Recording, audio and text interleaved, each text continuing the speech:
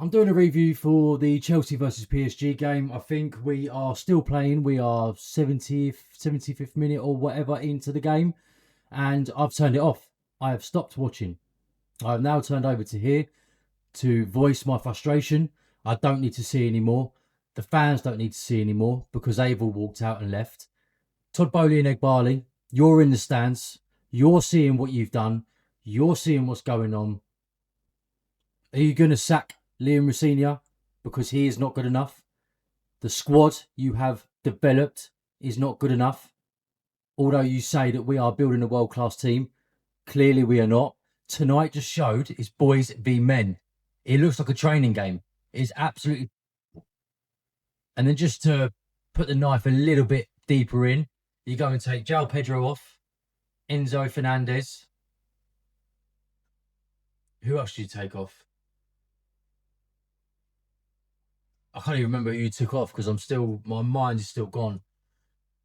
Who is it? Cole Palmer. Cole Palmer's the first. So João Pedro, Enzo Fernandez and Cole Palmer. You bring on Liam Delap, Alejandro Garnacho and Romeo Lavia.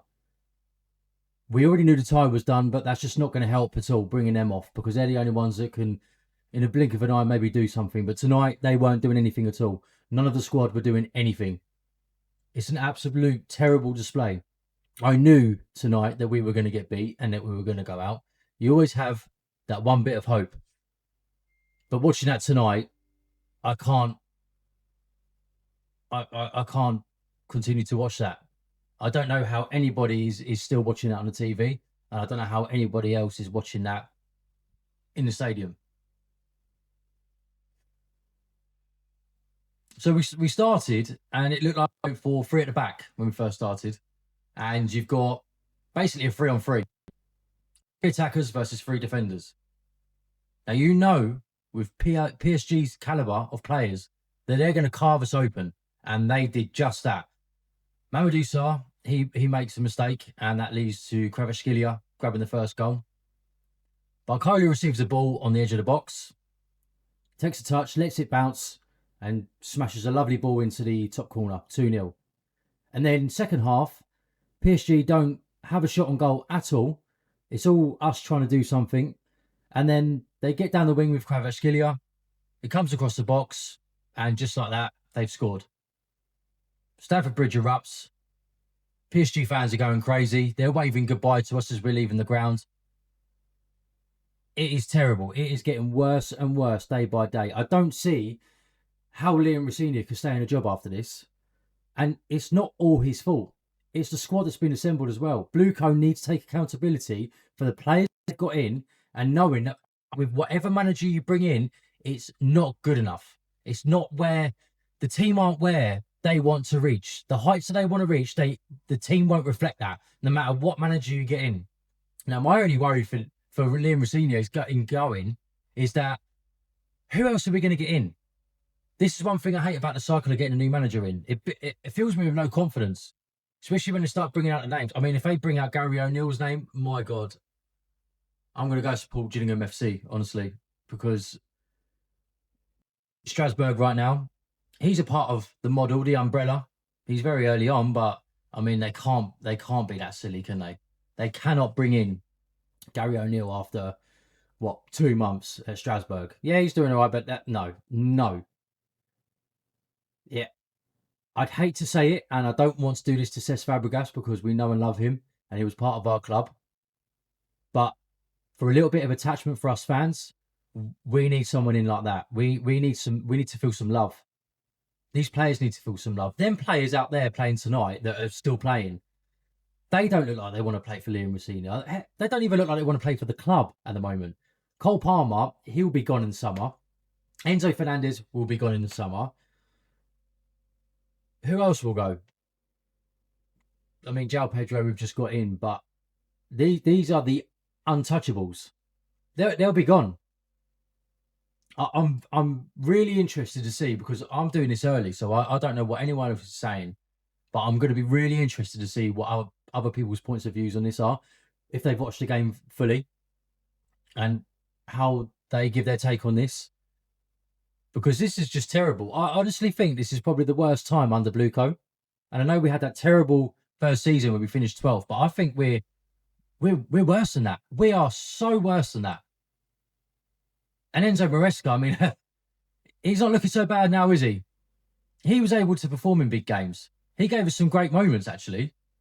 And I actually did quite like him. But no, we got rid of him. Why? Because he spoke the truth to the owners and they did not like it. So he left. And also, I think he demanded some more as well. And especially with getting a new agent, of course, there's going to be talks about him potentially getting new deals and what he should and shouldn't get based off being World Cup club champions and then winning the Conference League. I'll tell you what, actually, I don't mind the Europa League theme song, you know. I actually prefer it to the Champions League, so I'm looking forward to hearing that next season. Well, I hope that we get that next season. Boy, if we get the Conference League next season, no, it just can't continue.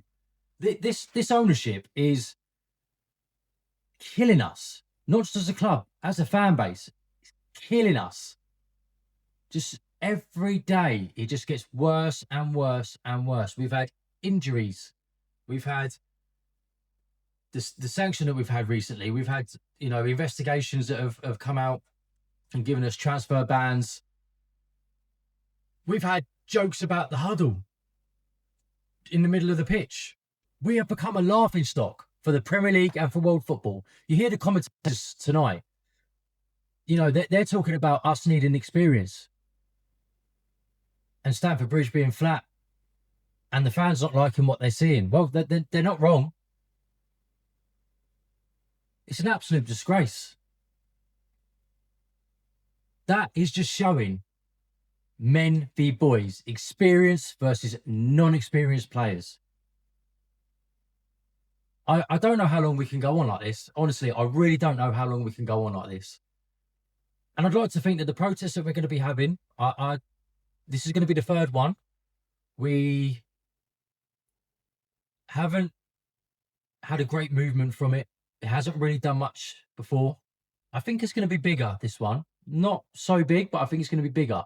But we need to hit them where it hurts them most, and that is their pocket. We need to do exactly what we've done when the third goal went in. Walk out. Excuse me. Not attend games. Don't buy your tickets. Okay, I know some of you for the weekend, it's all you look forward to. It's a big part of your life. You know, it's not just going to watch the game for 90 minutes.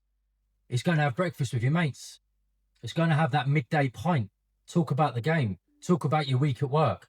It's a lot more than going to the game, and I get that. But for the short term, it is what we're going to have to do.